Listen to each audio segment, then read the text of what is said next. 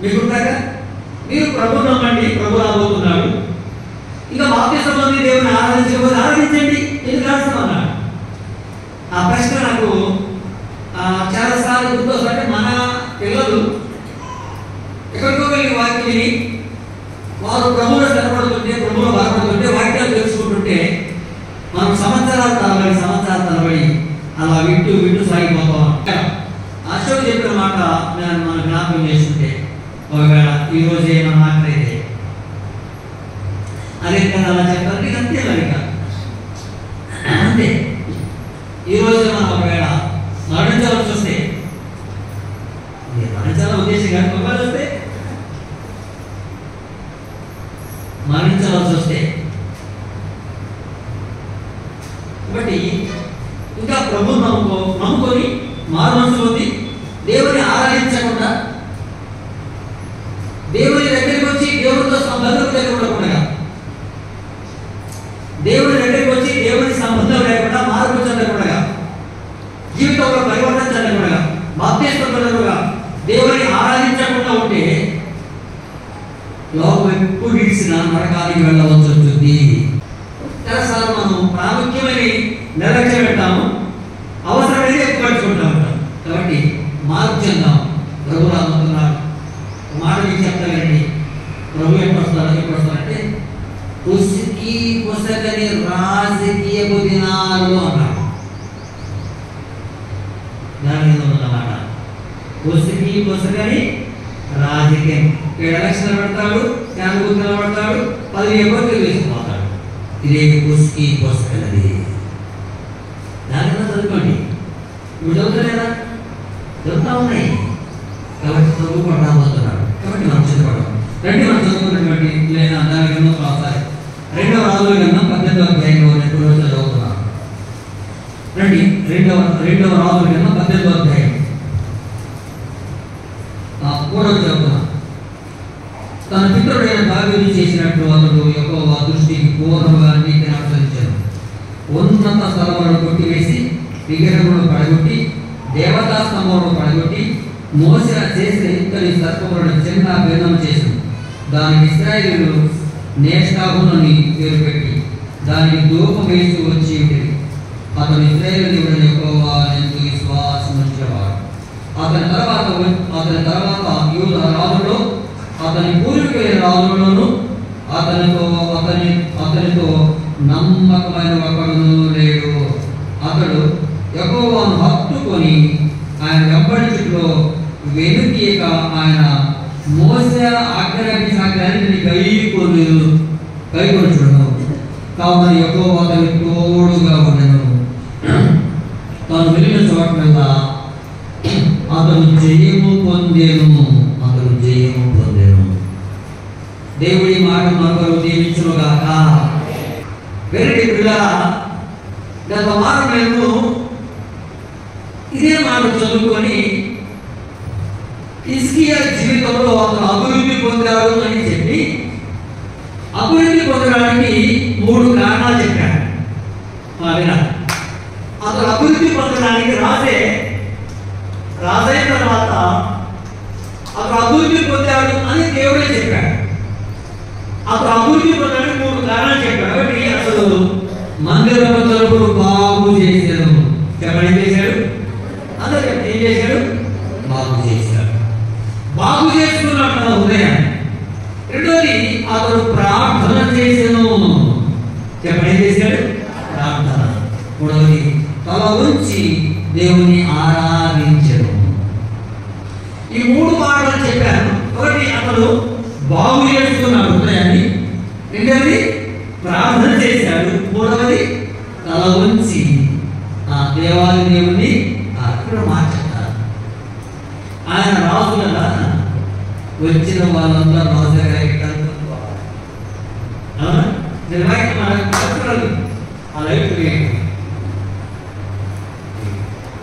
ఇప్పుడు రాజు దగ్గరికి వెళ్ళి సహజంగా ఇలా వచ్చుకొని నమస్కారం పెట్టాడు. కానీ ఇంతమంది ఆయనకు వంగి నమస్కారం చేసేవాడు. అప్పటికి దేవుని దగ్గర ఆయన తల వంచి దేవుని ఆరాధించేవాడు. దేవునికి మహిమ కలుగును గాక. తల వంచి దేవుని ఆరాధించేవాడు. అందుకే దేవుడు అతన్ని రాజులలో అతని వంటి వాడు లేడు. ఎంత గొప్ప సాక్ష్యము దేవుడు తనకు చెప్పాడు. దావీదు తర్వాత రాజరిక పరిపాలనలో దావీదు వాడని దేవుడు చెప్పాడు. సరే, అక్కడ వదిలిపెట్టు కదా, వారని మనకు మాటలు చెప్తాం. ఇతను విజయం పొందడానికి మన జీవితంలో తన జీవితంలో అతను విజయం పొందడానికి కారణం ఏంటో అతనంతా విజయం పొందడానికి, అభివృద్ధి అవడానికి, ఆశీర్వాదంగా ఉండడానికి కారణం ఏంటో ఓ 3 మాటలు చెప్తాం. ఏదో అని చెప్పారు. హిజ్కియా వెంట తన తల్లి పేరు రాశారు.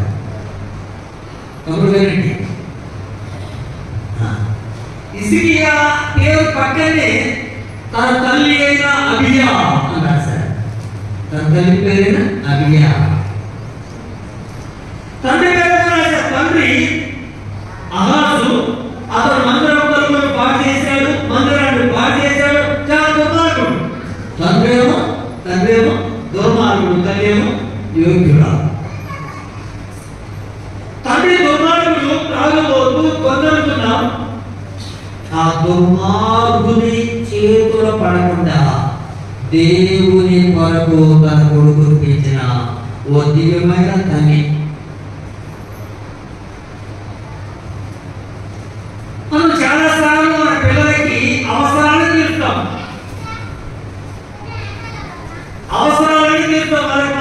ఉద్యోగానికి పెట్టుబడి పెడతాం, చదువుని పెట్టుబడి పెడతాం, ఆస్తులు ఫీజులు పెడతాం, ఎన్నో చేస్తాం. కానీ వాటి కోసం ఎంత కష్టపడతాం. కానీ అవునండి, కానీ వాళ్ళ దేవుని మందిరానికి తెచ్చే విషయంలో ఓడిపోతాం. వాడు చెప్పింది మనం చేస్తాం, మనం చెప్తే వాడు చేస్తాం. కానీ దేవుని ప్రాముఖ్యమైనది చదువు వస్తుంది, ఉద్యోగం వస్తుంది, అంతకంటే ప్రాముఖ్యమైనది ఇది పరలోకం తీసుకెళ్లే మార్గం, పరలోకం తీసుకెళ్లే మందిరం. కానీ మా పిల్లలు తెచ్చుకోలేకపోతాం. ఆశపడిగాడు కదా, పుట్టు పాలతో కూడా దేవుని మందిరానికి రాకపోతాం. వాడు వెళ్ళిపోవడానికి చేస్తాం. అవసరమైతే పెట్టుకొని ఫోన్ ఎవరికైనా కొట్టా, ఇది ఎవరికి పెట్టుకోలేదు అని అంటాం. కానీ దేవుడి దగ్గరికి వచ్చేసరికి వారికి మంచి మాటలు చెప్పాయి. ఒక అని మరి గద్దించే డబ్బులు ఖర్చు పెట్టి గద్దిస్తాం, ఏం చేయాలి గద్దిస్తాం. కానీ దేవుని మందిరాలు ఎందుకు నువ్వు నరకం ఉందంటున్నా, దేవుని సేవకు చెప్తారా, వేరే చెప్తుందా, ఎందుకు నరకానికి పోతున్నా అని మన పిల్లలు చెప్పలేము. ఆ మాట్లాడితే సంతోషపడతారు. కానీ ఒకరోజు లోకాన్ని విడిచి అందుకు ఇలా కాదు ఉంది అని వాళ్ళు గురించి చెప్తా మాట్లాడారు. ఈ తల్లి ఎంత మంచి తల్లి అండి. భర్త దుర్మార్గుడైన ఆ దుర్మార్గమైన పరిస్థితులకి కన్న కొడుకు వెళ్ళకుండా దేవుని కొరకు సిద్ధపరిచిన ఒక దివ్యమైన తల్లి. మనం చాలాసార్లు మందిరానికి ప్రాధాన్యత ఇవ్వకపోతే, పెట్టుకోండి, మనము దేవుని సంఘానికి ప్రాధాన్యత ఇవ్వకపోతే మన పిల్లలు దేవుని మందిరానికి ప్రాధాన్యత ఇవ్వలేరు. దేవుని ఆరాధనకు ప్రాధాన్యత ఇవ్వకపోతే నమ్మిన మనము దేవుని సన్నిధికి ప్రాధాన్యత ఇవ్వకపోతే మనం చూస్తూ పడుతారు, వారు ప్రాధాన్యత ఇవ్వరు. ఒక వారం చాలా కదా నేను రాబోయేమవుతుంది అని వాడి మనసులో వాడు చెప్పకుండా వాడి మనసులో వెళ్ళిపోయింది.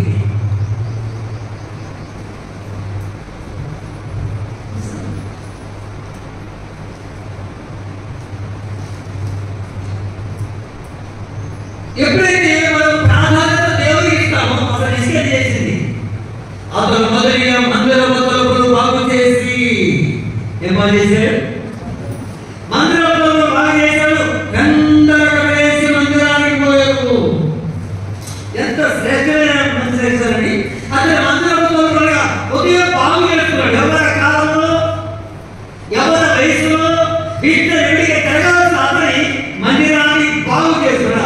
హృదయాన్ని బాగు చేసుకున్నాడు. బాగు చేసుకున్న తర్వాత అందరూ కలిసి మందిరానికి పోయారు. కదా ఏమరా అంటే నా ఇష్టం, ఇప్పుడు దాకా ఆడిపోయావురా, నా ఇష్టం అంటాడు. ఏమండి ఇవన్నీ అంటే రాజు పట్టిన వాళ్ళు గొప్ప కాదు కదా. ఏనండి తల్లి, ఏనండి తమ్ముడు, ఏనండి చాలా సార్లు మీ యువరకాల జీవితాన్ని మంచి భవిష్యత్తును పాడు చేసుకోవడానికి అర్థమవుతా.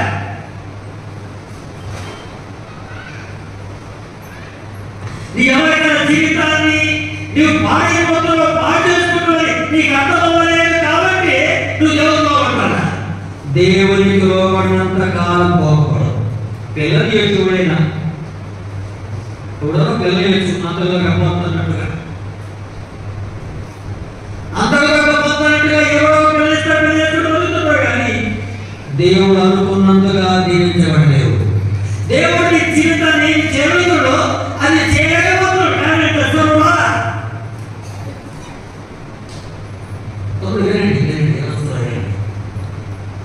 కాబట్టి ఈ మధ్యాహ్నం చెప్తున్న వాడంటే హిజ్కియా జీవితాన్ని ఒక మాదిరిగా పెట్టుకుందాం. అతడు నీకు నాకు ఎవరు కదా, నీకు నాకు ఎవరు కదా కూడా రాజు అవ్వగానే మందిరంలోకి వెళ్ళిపోయాడు. రాజు అవ్వగానే అందరికాల మందిరానికి వెళ్ళాడు. రాజు అవ్వగానే తల వంచి దేవుని ఆనందించాడు. ఎవరి రాజుకి తమని పదవులు ఇచ్చారే మాట పని. దావీదు ఎప్పుడైనా బైబిల్ ఎప్పుడైనా నన్ను దీవించు దేవుడు అని ఒక ప్రార్థన బైబిల్ అంతా చూడండి. దావీదు నన్ను దీవించు ప్రభువా, నన్ను దీవించు ప్రభువా అని అన్నాడు. అయితే దేవుడు దావీదు దీవించడం ఆయన ఒక ప్రార్థన చేశాడు. దేవా, నా సంతానమంతా నీ మందిరంలో ఉన్నావయ్యా. నా సంతానమంతా నీ మందిరంలో ఉన్నావయ్యా. వాడు ఎట్టైన మందిరానికి వెళ్తే మందిరంలో ఉన్న దేవుడు గొప్పవాడు.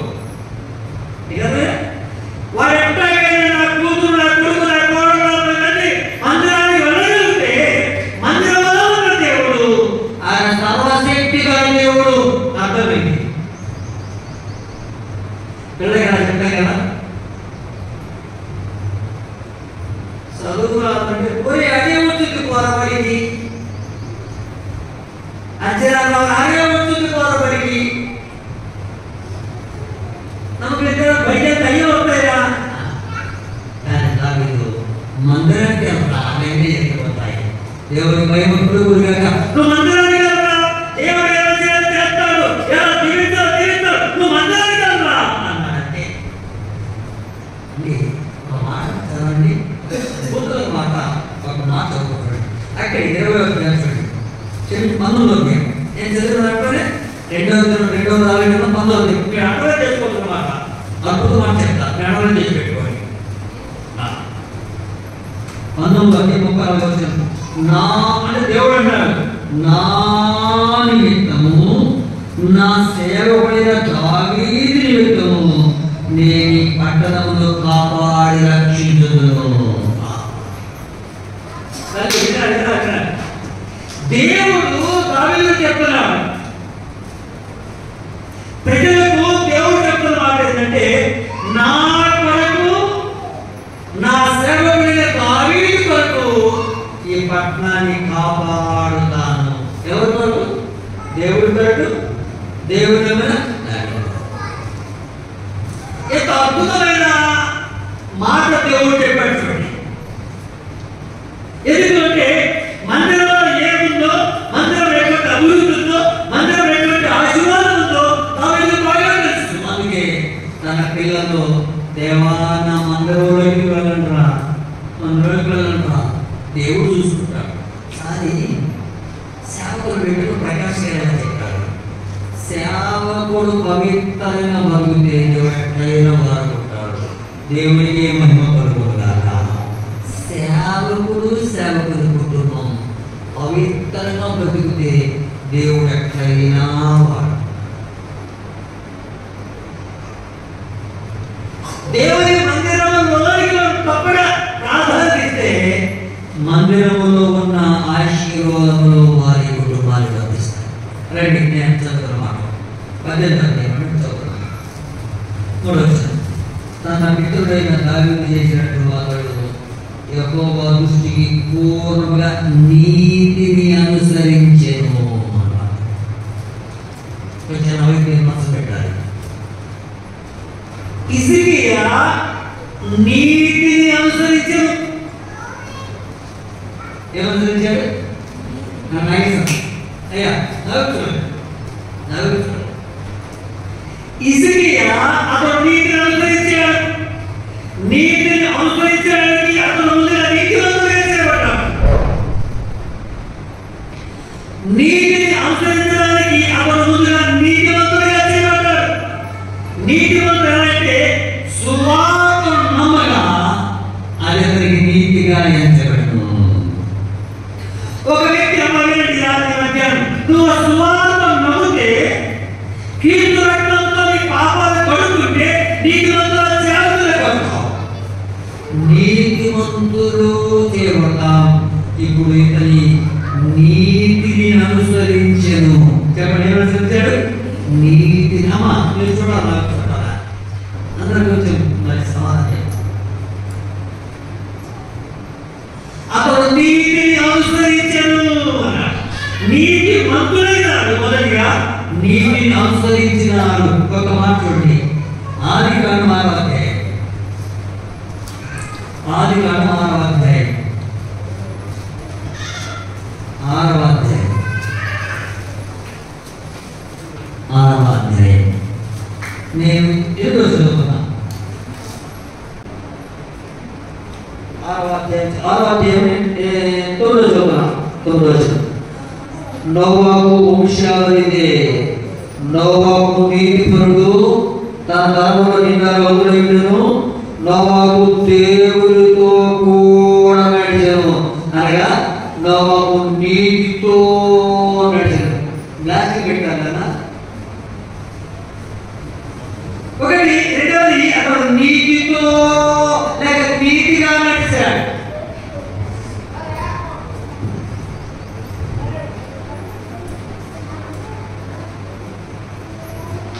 అతడు నీతిని అనుసరించాడు. నోవాహు నీతితో నడిచాడు, నీతిగా నడిచాడు. దేవునికి మహిమ కలుగునుగాక. అతడేమో నీతితో నడిచాడు, నీతిగా నడిచాడు, ఏదో నీతిగా బ్రతికాడు.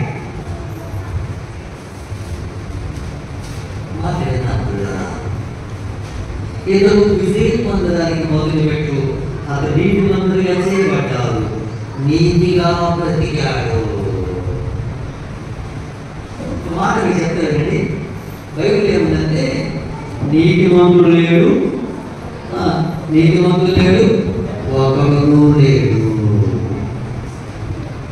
కానీ అదే మాట పట్టుకొని రోగాల్లో నీతిమంతుడు లేడు కానీ నీతిమంతుడుగా చేయబడ్డాడు. మొదటి మాట నీతిగా చేయబడ్డాన్ని సువార్త అనాలి. క్రీస్తు రక్తంతో పాపాలు కడగబడాలి. నీతిమంతులు అవుతాం. నీతిమంతులైన తర్వాత నీతితో నడచాలి, నీతిగా బ్రతకాలి. తర్వాత రెండో మాట ఏంటి? రెండో మాట మనం చదువుకున్న మాట పెట్టండి. రాజు గారు 2వ అధ్యాయం తర్వాత మాట చదువుతాం. 5వ వచనం. అతడు ఇశ్రాయేలీయుడైన యెహోవాయందు విశ్వాసం ఉంచినవాడు. ఏమొచ్చాడు? అతడు విజయం పొందడానికి నీతిని అనుసరించాడు. రెండోది దేవునిపై విశ్వాసం ఉంచాడు. దాని తర్వాత 6వ వచనం చదువుతున్నా. అలాగే 5వ వచనం అతని తర్వాత వచ్చిన రాజులలో అతని పూర్వీకుల రాజులలో అతనితో అతడు సమమైన వాడు లేడు, అతనితో సమమైన వాడు లేడు. అతడు యెహోవా హత్తుకున్నాడు. యెహోవాను హత్తుకున్నాడు.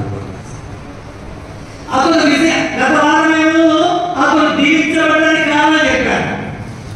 ఈ మధ్యాహ్నం వేళ అతను నీటిని అనుసరిస్తాడు, నీటిని నమ్ముకున్నాడు. ఇప్పుడు దేవుని హత్తుకున్నాడు మాట అంటే అతను రాజే కానీ తన అధికారం కంటే, తన పదవుల కంటే పదవించిన దేవుడు, అధికారం ఇచ్చిన దేవుని హత్తుకున్నాడు. ఏం చేశాడు? మాట్లాడాడు. రూతు గ్రంథంలో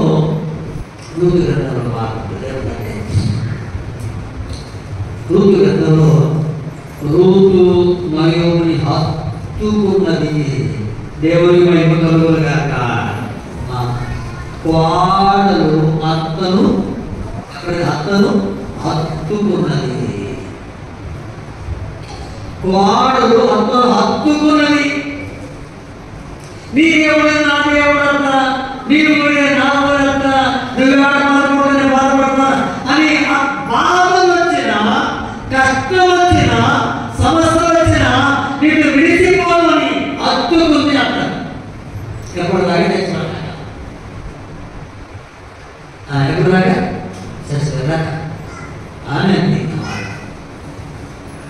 కాబట్టి దేవుని నమ్మడం ఒకవేళ మాట్లాడితే నీతి మందులు దేవుని నమ్ముకున్న తర్వాత నీతిగా బ్రతకడం.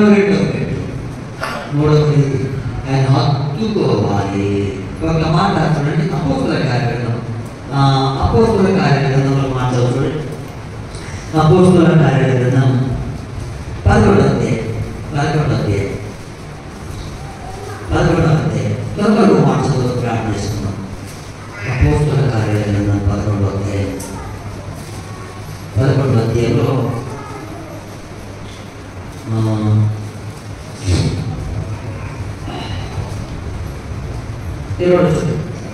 అపోస్తుల కార్యగ్రంథం 11:20 ప్రభు హస్తం వారికి తోడుగా ఉండదు కనుక నమ్మిన అనేకులు ప్రభుత్వం తిరిగిన వారిని గురించి సమాచారం యెరూషలేములో ఉన్న సంఘపు వారిని బర్నబాను అంతియోకుకు పంపిరి.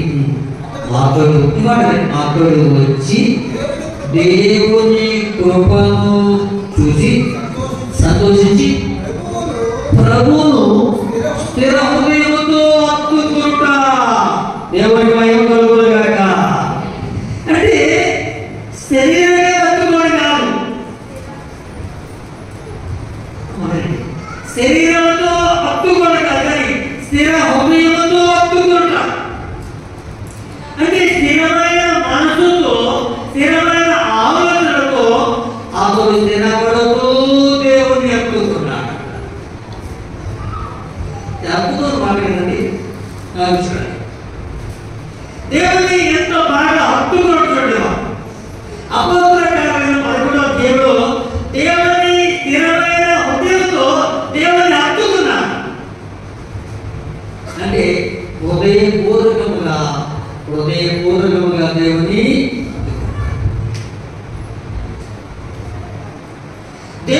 హత్తుకున్నాడు. అంటే శరీరంగా కానీ హృదయపూర్వకంగా దేవుని హత్తుకుంటా. అంటే దేవుని మీద ఆధారపడము. ప్రతి సమస్య దేవుని కాక ఎవరికి చెప్పని మనసు. ప్రతి సమస్య, ప్రతి ఇబ్బంది దేవునికి తప్ప ఎవరికి చెప్పని మనసు.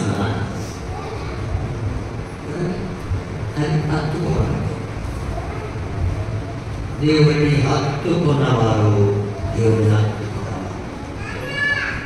కాబట్టి మధ్యాహ్నం వేళ హిజ్కియా జీవితంలో అతడు దేవుని నమ్మాడు, నీతిగా బ్రతికాడు.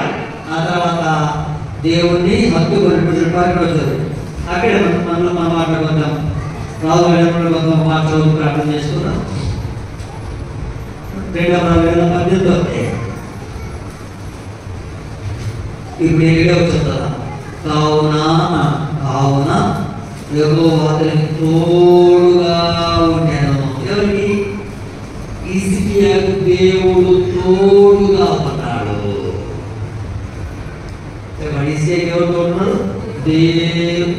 రండి, మనం ఎవరు నమ్మినా నమ్మకపోయినా, ఎవరు తోడు ఉన్నా లేకపోయినా, ఎవరు సహకరించినా సహకరించకపోయినా, దేవుడు మనకు తోడుగా ఉండే గొప్ప విజయం మనకు అనుగ్రహించబడు. దేవుడి మహిమ కలుగును గాక. మనకు దేవుడు తోడై ఉండాలి. మనకు దేవుడు తోడై ఉండాలంటే ముందు పాపం నుంచి బయటకు రావాలి. ఆ తర్వాత క్రీస్తు రక్తం చేత పాపాలు కడగబడాలి. ఆ తర్వాత బాప్తిస్మం పొంది దేవుని ఆరాధిస్తుండగా అప్పుడు దేవుని తోడుగా ఉంటాడు. అప్పుడు దేవుని తోడుగా ఉండి ప్రతి సమస్య, ప్రతి ఇబ్బందికి ఆయన చాలిన దేవుడుగా ఉంటాడు. దావీదు నన్ను బట్టి, దావీదును బట్టి ఈ పట్టణాన్ని కాపాడుతున్నాను. దేవుడు పలికిన మాట. నన్ను బట్టి, నా దావీదును బట్టి, నన్ను బట్టి, నా సేవకుడైన దావీదును బట్టి. మాట చెప్పడం దేవుడు పలికిన మాట. నన్ను బట్టి, నా సేవకుడైన దావీదును బట్టి పట్టణమును కాపాడుతాను. దావీదు దేవుని ఇష్టానుసారమైన మనిషి. అపోస్తలుల 13వ దావీదు దేవుని ఇష్టానుసారమైన మనిషి. ముగింపులో మాట చెప్తాను, మనము దేవుని ఇష్టానుసారమైన మనుషులుగా ఉండాలి. దేవుని నమ్మితే మనకు వచ్చే లాభం చూపించి ప్రార్థన చేస్తున్నాను. ఒకసారి సామెతల గ్రంథం 28వ అధ్యాయం ఒక మాట చదువుదాం. సామెతల గ్రంథం 28వ అధ్యాయం 20వ వచనం, 28వ అధ్యాయం 21వ వచనం. అందరూ తీసే మాట చదవండి. చాలా చాలా అద్భుతమైన మాట దేవుడు రాయించి పెట్టాడు. 28 నమ్మకమైన వారికి నమ్మకం. సామెతల గ్రంథం 28వ అధ్యాయం 20 నమ్మకమైన వారికి వెంటుగా కలుగు. నమ్మకమైన వారికి దీవెనలు మెండుగా కలుగును. అలాగే దేవుడు మన నుంచి నమ్మకత్వాన్ని చూస్తాడు. మన నుంచి నమ్మకత్వాన్ని చూస్తాడు. నమ్మిన తర్వాత నీ నమ్మకత్వం ఎట్లా ఉంది? దేవుడు నమ్మిన తర్వాత ఎంత నమ్మకంగా ఉన్నావు దేవుడు చూస్తాడు. కాబట్టి హిజ్కియా రాజు జీవితంలో అతడు నీతిని అనుసరించి బ్రతికాడు. ఆ తర్వాత విశ్వాసం ఉంచాడు, నమ్మకంగా ఉన్నాడు. తర్వాత అతడు దేవుని హత్తుకున్నాడు. కాబట్టి దేవుడు ప్రతి స్థలంలో దేవుడే తోడయుండి ఇసుకే గొప్ప విజయం ఇచ్చి అభివృద్ధి చేశాడు. దేవుడే హిజ్కియాకు తోడయుండి విజయం ఇచ్చాడు. ఈ మధ్యాహ్నం వేళ మనకు దేవుడు తోడయుండి అన్నీ విజయాలు. అయితే దేవుడు మనకు తోడై ఉండాలంటే మనకు దేవుడికి నమ్మకంగా ఉండాలి. ఎటుడా దేవుడికి నమ్మకంగా ఉండాలి. అలాంటి గొప్ప దేవుడు మనకు అనుగ్రహించుగాక. అందలేసుకుడు ప్రార్థన చేస్తున్నాం.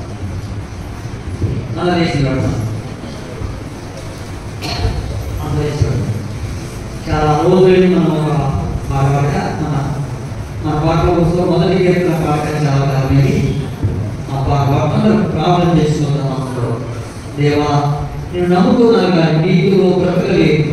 బ్రతుకుతున్నా, నీతిని అనుసరిస్తున్నా, దేవుడికి నమ్మకం ఉన్నామా, దేవుని భక్తులు నమ్ముతున్నామా? కష్టకాలేదండి.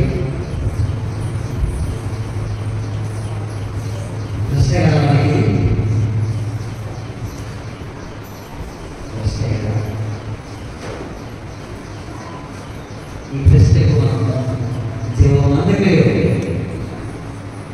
మనం నమ్మిన దేవుడు మనం ఆరాధించే దేవుడు నమ్మకమైనవాడు, మనం పూజించే దేవుడు నమ్మకమైనవాడు. ఆయన నమ్మకమైన వాడు కాబట్టి మనము నమ్మకంగా ఉండాలని కోరుకుంటాం. కలవసిన ప్రాణం అర్పించే రక్తం త్వరగా కాచి రక్షించుకున్నాడు కాబట్టి నన్ను హత్తుకోమంటారు. నన్ను హత్తుకో, నన్ను హత్తుకో, నన్ను హత్తుకో. మనం దేవుని కావితలుగా హత్తుకుంటే, ఇసుకని హత్తుకుంటే మనం ప్రతి విషయంలో గొప్ప విజయిస్తాడు. నిన్న నేడు నిరంతరం మాతో ఉండే మా దైవమా.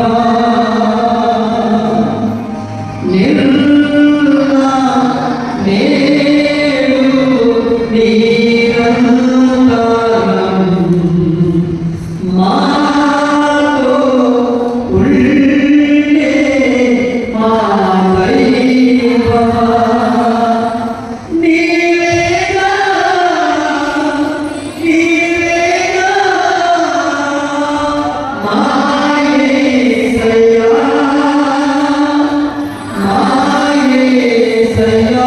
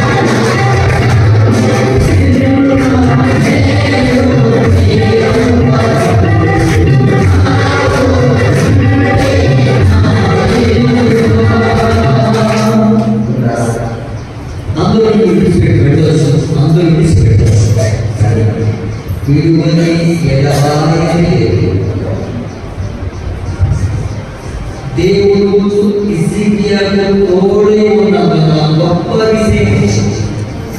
అదే మొదలైనది. అందులో ఒకవేళ అవమానకరంగా మాట్లాడవచ్చు, తక్కువ చేసి మాట్లాడవచ్చు, నీ బతికించిన అనవచ్చు. ఏమన్నా నీకు దేవుడు తెలుసా? దేవుడు నీకు తోడు నీ జీవితం